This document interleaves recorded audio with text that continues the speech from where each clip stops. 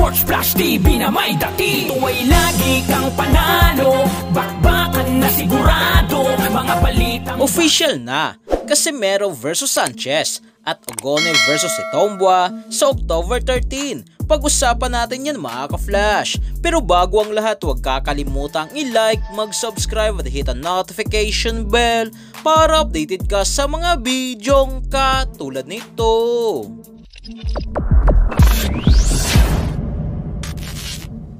So isang taon din nga po mga ka-flash na walang laban si former 3 Division World Champion Angas ng Pinas, General Cuadro alas Casimero, na ang huling laban nga po nito ay noon pang October 12, 2023 kontra kay Yukinori Ogone na nagtapos sa isang technical draw na resulta dahil sa headbutt.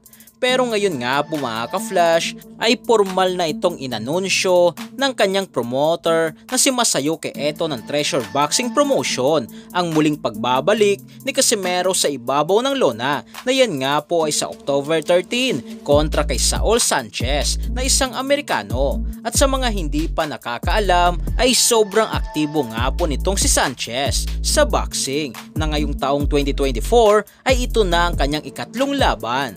Dagdag pa dito ay tinalo lang naman ni Saul Sanchez sina Arvid Deniega at Arthur Villanueva na ating mga Pinoy boxer. Nabigo man ito kay Jason Moloney, subalit hindi nga po ito na knockout ni Moloney at nagtapos ang laban hanggang 12 rounds na bakbakan, na pinahirapan ng husto si Jason Moloney. Kaya ang laban nga po na ito mga ka-flash ay ang magiging huling laban ni Casimero o final trial upang malaman natin kung kakayanin pa ba ni Casimero na lumaban sa mga kampyon, lalo na kay Naoya the Monster Inoue, na hindi nga po naging magandang naging performance ni Casimero sa kanyang dalawang huling laban versus Filippo Itombua at Yukinori Ogone. Dagdag pa sa official announcement ay co-main event nga po dito si Vince Paras versus Hiroto Kyoguchi, at undercard din dito si Yukinori Ogone versus Filippo Itombua na isa sa pinakamagandang abangan na undercard sa Casimero versus Sanchez.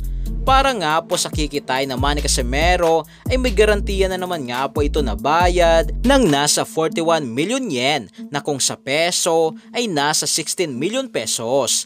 Na kung matatandaan nga po natin mga ka-flash, pumirma si Casimero ng 3 laban kay Masayuki Eto ng Treasure Boxing Promotion, 100 million yen para sa 3 laban. Na sa unang laban ay tumanggap nga po si Casimero ng 18 million yen. Kaya dito sa laban na ito mga ka-flash, hindi man 12 rounds ang laban o world title, ay milyon pa rin ang kikitay ni Casimero sa bawat labang binibigay sa kanya. Hindi katulad sa offer ng Team Juna Sultan, Silver Voice TV na 1 milyon, na sobrang liit nga po nito mga ka-flash. So yan lang para sa ating balitang boxing. Ano bang masasabi nyo tungkol dito? Para sa inyong komento at reaksyon ay komento nyo lang sa baba. Hanggang sa muli, ito ang The Sports Flash TV.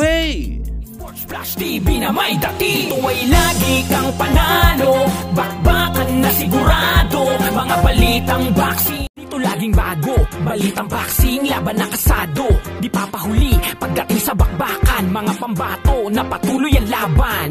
Sasaliksikin ang bawat babalita, talagang diin, bawal ang mahina. Sa loob ng ring, merong pambihira, mga kamao na nagiging bida.